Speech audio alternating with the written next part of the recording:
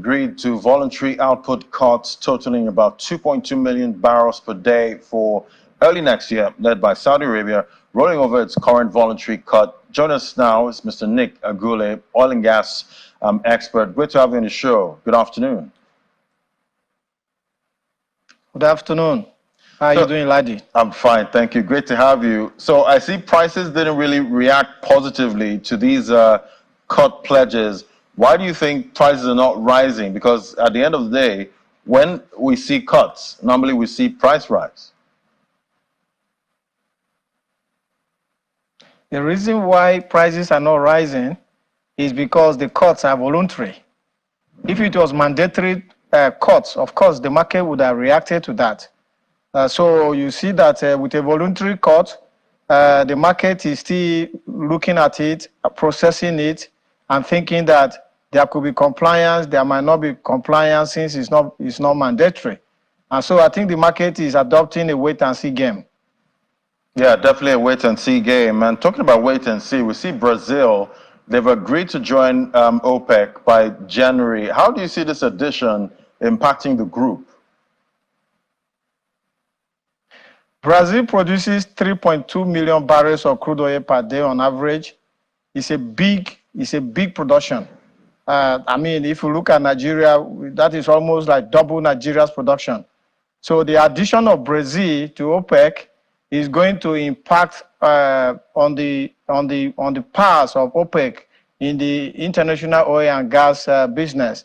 It also shows the attraction of OPEC to oil producers around the world, because let's go back in history. You see that OPEC started with 5 members in 1960, and now they grew to 13 members, and then we now have 10 other countries who are not OPEC members but join OPEC in a production cuts and all the other measures that are taken. So if you add the OPEC members plus those other 10, that is what you have. That's what you call OPEC plus. So now we have OPEC plus with giants like Russia being part of that, and with Brazil coming in shows the strength of OPEC, and it also is an indication that interesting times ahead lie for the oil industry, the global oil industry. And talking about interesting times ahead, we're expecting the Dangote and Port Harcourt Refinery in December. We're in December right now. What do these cuts mean for supply to these refineries? At the end of it, we know Dangote Refinery has secured a cargo, at this time. If they come on stream, how do these cuts impact the refineries?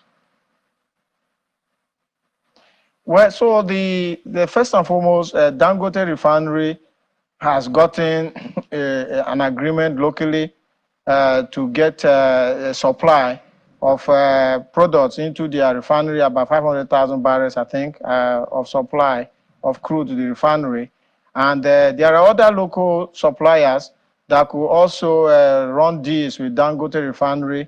But at the end of the day, OPEC looks at global oil demand vis-a-vis global oil supply. And then they tweak these production outputs to be able to determine price. So normally, if they cut output, they are expecting price to go up. And if they discover that probably price is not too high and now it's becoming an injury to global economy, they increase output to try and bring prices down. So if Dangote enters the market and begins to demand for crude, OPEC is going to add that to the quantum of global oil demand, and the subsequent production output targets will now take Dangote Refinery on board as well. So I believe that it's not a risk to Dangote Refinery. They will still be able to get all their 650,000 barrels of crude oil if the refinery goes on 100% output. And I would like to get your context here. Do you see these refineries coming on stream this month? The Dangote Refinery, like I said earlier on, I think there's a big problem with the Dangote Refinery. It's possible that the Dangote Refinery wanted to have a Guinness World Record entry to be the largest single train refinery in the world. But that has its own downside.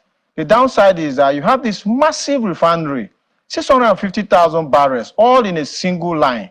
What then that means is that that single line must be 100% ready. If there's anything wrong with that single line, that entire refinery is going to be down. So, I mean, if, like I said, if I had a way to have advice before the refinery was designed and final investment decision was taken, would have been to have a 2 to 3 trains Dangote Refinery with about 200,000 barrels each, with the other one being 250,000 barrels, so that with these 3 trains, they could have got 1 train ready and running now. And even if the other 2 trains are down, the refinery will be operating. But now, everything has to be 100% right before the entire refinery kicks off. And I hope and pray that they are able to start production. They're able to get their acts together, start production, because Nigeria really needs to start refining locally so that we will stop paying this high cost. I mean, people who are driving into petrol stations as we speak, they are not just paying for the cost of the crude that was used in refining the petrol. They are also paying the salaries of those working in refineries abroad. They are paying for the cost of shipping those products back to Nigeria, paying for insurance costs, paying for port handling charges. I mean, these are all costs that we will not be paying for if we have our local refining. And it's not just Dangote Refinery. Let's not forget that Nigeria also has got 4 government-owned refineries. And these refineries have been down for a long time. And the NNPC, the government-owned business that has been handed these refineries to run, has not been able to produce a single liter of petrol or any petroleum product from these refineries for upwards of 20 years.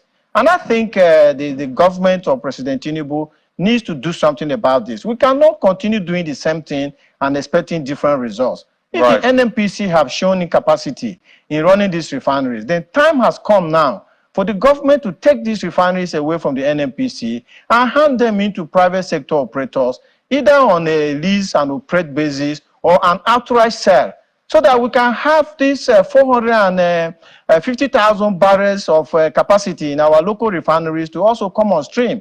So that if Nigeria achieves self-sufficiency in local production of petroleum products, that will be a good thing for us. And at the end of the day, by the time Dangote comes on stream, we'll be talking about over 1 million barrels of crude being refined in Nigeria locally. And that will even mean that we can export our crude to the export market, you know, and earn more dollars. And that will also help with our foreign exchange crisis, because you see, this importation of petroleum products Right. is one of the biggest, in fact, is the biggest problem of our foreign exchange crisis, because every single naira that is being used now to buy petrol, diesel, gas, engine oil, and kerosene in our petrol stations today will be converted to dollars, so that we go to Singapore or to Rotterdam or to the US to go and bring in products.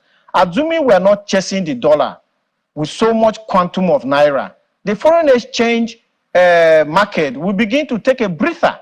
You know, so it's so important that we deal with these local refineries, just as we expect Dangote to come on stream. Yeah, we're definitely expecting, and I can't wait for a time where I'm reporting that Nigeria is actually exporting PMS and other products. That'll be great times. Thank you so much for coming on, Mr. Nick Agule, oil and gas expert. It was great having your perspective today, and happy new month. Thank you so very much, and happy new month to you, and happy new month to Nigerians. Thank you.